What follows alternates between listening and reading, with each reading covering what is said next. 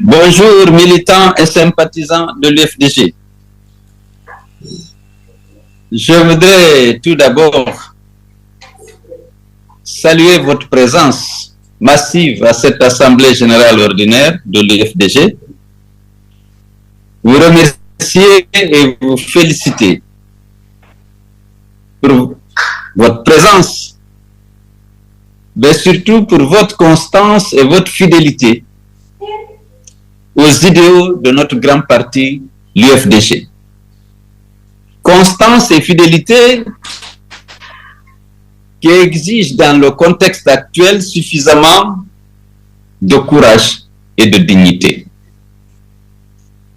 Parce que, comme vous le savez, ce contexte est marqué par une vaste campagne d'intimidation et de corruption pour créer le sentiment que toute la Guinée milite désormais en faveur du parjure et de la confiscation du pouvoir par le général Mamadi Doumbouya. La justice est instrumentalisée. Elle déclenche des poursuites sans objet, prononce des condamnations sans base légale contre les leaders politiques, contre des acteurs de la société civile, ou parfois contre de simples citoyens qui ne font que critiquer ou dénoncer ce qu'ils considèrent comme des dérives du pouvoir ou de la violation des droits humains et des libertés fondamentales. Le cas le plus illustratif, le plus récent, c'est celui de Aliouba, qui, comme vous le savez, est persécuté, condamné à 2 ans de prison pour offense au chef de l'État.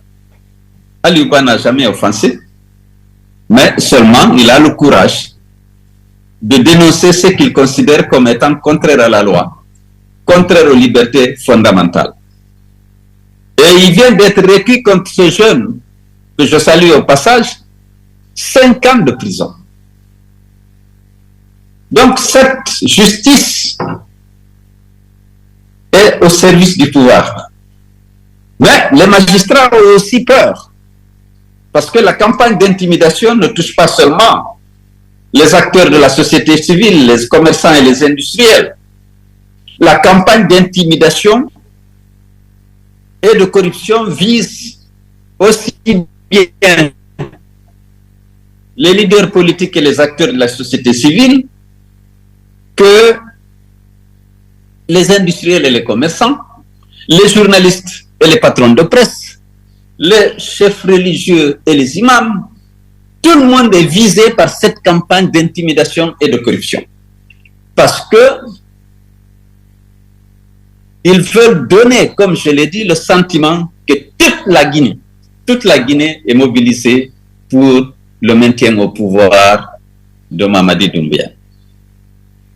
Être militant de l'UFDG, c'est aujourd'hui presque un délit, une infraction. Vous vous exposez au kidnapping, aux arrestations ou aux disparitions forcées. J'ai parlé d'Aliouba, mais je ne peux pas ne pas rappeler et condamner les disparitions forcées dont ont été victimes Fonike Mangé, Billoba, Marwan Kamara, Sadou Simaga. C'est des choses inacceptables dans une société moderne. Mais tout ça participe de la volonté de la junte d'intimider les autres pour pouvoir faire taire toutes les voix dissonantes. Vous le savez, je le sais, l'UFDG c'est un parti qui a des valeurs, qui se bat pour des idéaux, je l'ai rappelé la dernière fois. Nous ne pouvons pas ne pas dénoncer les violations des droits humains. Nous ne pouvons pas ne pas exiger la justice pour la 60aine de jeunes qui ont été froidement abattus par les forces de défense et de sécurité sur l'axe. Nous ne pouvons pas ne pas exiger la libération de Fonike Billo, Marwan et Sadou Simaga. Nous ne pouvons pas ne pas condamner les persécutions dont Aliouba est aujourd'hui victime. Parce que nous sommes un parti de valeurs. Nous voulons que la liberté d'expression, la liberté d'association soit exercée pleinement par des citoyens de ce pays. Et c'est pourquoi on se bat. J'avais rectifié l'autre jour en disant qu'on se bat pour avoir le pouvoir, parce que lorsqu'on a le pouvoir, on peut mettre fin à ces fléaux que je viens de dénoncer. Mais en attendant, nous devons être exigeants et dignes. Exigeants vis-à-vis de ceux qui gouvernent. Ils ont pris le pouvoir par la force, ils n'ont aucune autorité. Ils ont juré, le général Mamadi Doumbouya a juré de respecter une charte de la transition qu'il a fait rédiger et qui, heureusement, à notre avis, protégeait bien les droits humains, les libertés publiques. Malheureusement, dans la pratique, aucune disposition de cette charte n'est respectée. Nous n'avons pas, je l'ai dit à plusieurs fois, notre conflit avec la junte que nous avions soutenu à un moment, c'est qu'elle ne respecte pas ses engagements. Elle ne peut pas l'accompagner dans ça. On ne peut pas l'accompagner dans les disparitions forcées. On ne peut pas l'accompagner dans sa volonté de commettre un parjure et de confisquer le pouvoir. Il faut que le peuple de Guinée puisse choisir librement ses dirigeants. C'est à cela que la jeune s'est engagée lors de sa prise du pouvoir. Si elle change, nous devons le relever, le condamner et naturellement nous battre pour qu'on revienne au respect de cette charte et des engagements internationaux de notre pays, la Guinée. Ils se sont engagés à retourner le pouvoir aux civils sans participer à aucune élection organisée pour le retour à l'ordre constitutionnel. Aujourd'hui, vous sentez que ça, ce n'était qu'un bluff. Ils veulent confisquer le pouvoir. Il faut que les Guinéens puissent leur dire non. Vous avez pris librement cet engagement de ne pas le faire, il ne faut pas le faire. Vous avez prêté serment devant la cour, la plus haute juridiction de notre pays, de ne pas le faire, il faut respecter la parole donnée. Dans nos sociétés traditionnelles, dans les pays modernes, avancés, les contrats doivent être respectés, les serments doivent être respectés. Donc, je le disais la dernière fois, tout le monde est intimidé, mais les militants du RFDC restent. Nous resterons attachés à nos engagements. Nous resterons attachés et continuerons le combat pour la promotion des libertés, pour la protection des droits humains, pour le retour à l'ordre constitutionnel par l'organisation d'élections libres et transparentes sans la participation des membres de la junte du gouvernement ou du CNT. Ce n'est pas nous qui l'avons dit, c'est la charte de la transition et Mamadi Doumbouya même l'a répété à chaque occasion qu'il a eu de répondre à des questions qui ont été récurrentes sur le sujet. J'avais estimé que nos commerçants et industriels, compte tenu du rôle important qu'ils jouent dans l'économie, naturellement, ils créent des emplois, ils créent de la richesse, ils payent des impôts. C'est les plus grands contribuables après les sociétés minières. Ils ne devaient pas s'afficher avec ceux qui se disputent le pouvoir. Ou s'ils le font, s'ils doivent soutenir une partie, il était important qu'ils le fassent discrètement comme ils l'ont toujours fait et non s'afficher comme partisans d'un groupe contre un autre. Parce que leur rôle, c'est de continuer d'approvisionner le pays en marchandises de toutes sortes, d'arrêt de prémesité, équipement, de payer des impôts, de créer des emplois. Ils font bien ce rôle. Mais s'afficher clairement pour un pouvoir contre d'autres groupes qui veulent le même pouvoir, ce n'est pas dans leur tradition. Même s'ils le faisaient, ils le faisaient discrètement. Je les invite encore à faire preuve de retenue. Chaque citoyen est libre de voter pour le candidat de son choix, mais lorsqu'on est dans une association, une chambre de commerce, une chambre d'agriculture, on doit observer une certaine neutralité. Parce que s'il y a des changements violents, eh bien, leur usine, leur magasin, leur boutique peuvent être exposés. Et ils doivent protéger ça. C'est pour eux, certes, c'est leur propriété. Mais c'est aussi au service de la société. Parce qu'ils ont des employés. Ils ont des activités. Ils payent des impôts.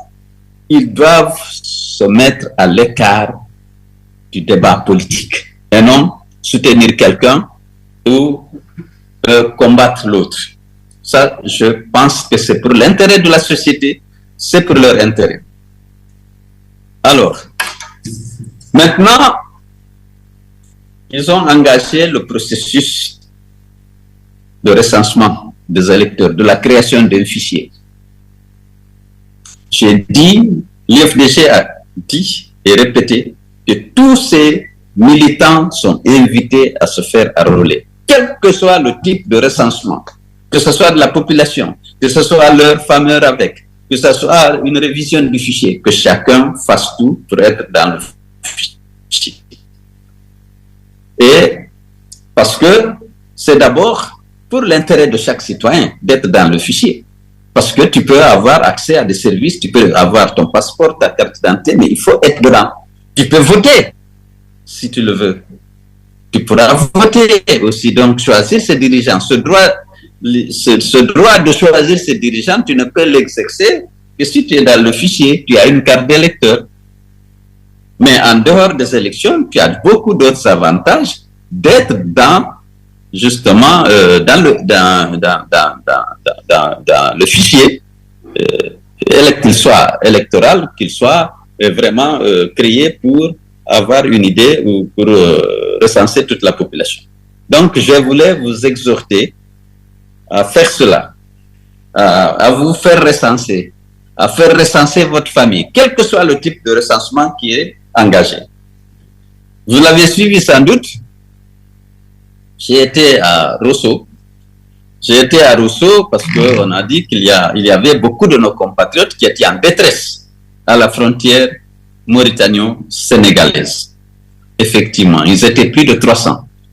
Une bonne partie se trouve du côté de la Mauritanie et l'autre du côté du Sénégal.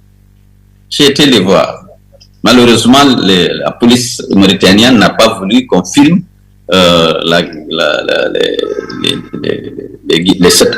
ces Guinéens qui sont là-bas, parce que lorsque vous les voyez, vous avez vraiment pitié. Mais nous sommes venus leur apporter le soutien de l'UFDG et de son président. J'étais accompagné naturellement de mon épouse, de Nadia Naman, qui est venue me voir et me soutenir face à toutes les épreuves que nous traversons, qui est là. Et j'étais accompagné par le bureau fédéral UFDG du Sénégal. Et le bureau fédéral de Mauritanie a envoyé des gens nous réceptionner et faciliter justement l'accomplissement de cette mission. On l'a fait en votre nom. Mais c'est vraiment triste. Ils sont dans un état extrêmement difficile. Et ils sont là depuis des mois. Alors, je pense qu'ils ont besoin d'aide. Les gens, on va organiser, faire ce qu'on peut. On a fait déjà ce qu'on pouvait. Mais il est important qu'on essaie de les sortir de là. Et ça relève de la diplomatie des États. Et voilà, fasse le nécessaire pour les sortir de là et les ramener au pays. Parce que beaucoup d'entre eux souhaitent effectivement revenir dans leur pays. Mais il y a cette possibilité, malheureusement, ne leur est pas offerte pour le moment. Donc, je suis très heureux. Je déplore que la technologie n'a pas prévu de vous voir en masse, de revoir les nombreux militants et sympathisants du parti qui sont mobilisés ce matin. Mais je sais qu'il y a beaucoup de monde et je vous félicite, comme je l'ai dit tout à l'heure. Alors, je ne vais pas vous garder longtemps. Je vais vous dire que je me porte bien malgré tous les problèmes, malgré la haine dont on est l'objet, et soyez convaincus que la victoire sera de notre côté. Restez fidèles et dignes comme vous le faites maintenant, et résister à la corruption, c'est difficile. Je sais que les conditions de vie sont difficiles. À la peur suscitée et entretenue par la junte, pour donner le sentiment au monde entier que tous les Guinéens sont derrière elle. Nous ne sommes pas pour la violation des engagements pris. Nous ne sommes pas pour la violation des serments et de la parole donnée. Nous ne pourrons jamais être à soutenir la violation des droits humains. Nous ne pouvons jamais à l'UFDG et soutenir une junte qui est prise par une folie libéricide, qui procède, qui organise des disparitions forcées, des assassinats au niveau de jeunes manifestants, des assassinats dans les prisons. Nous ne pouvons que dénoncer ça parce que ça correspond à nos idéaux. Et je sais que les conditions de vie sont difficiles, la peur a envahi la cité, mais je sais que les militants de l'FDG continueront à rester fidèles à leur engagement, rester fidèles à la ligne que Bammadou nous avait tracée dès le départ. Et c'est grâce à cette fidélité que le peuple de Guinée nous fait confiance et il est convaincu que la vérité que nous défendons finira par triompher. Je vous remercie très sincèrement et je vous félicite et je vous encourage. Soyez convaincus que la victoire finale sera de notre côté. Merci beaucoup.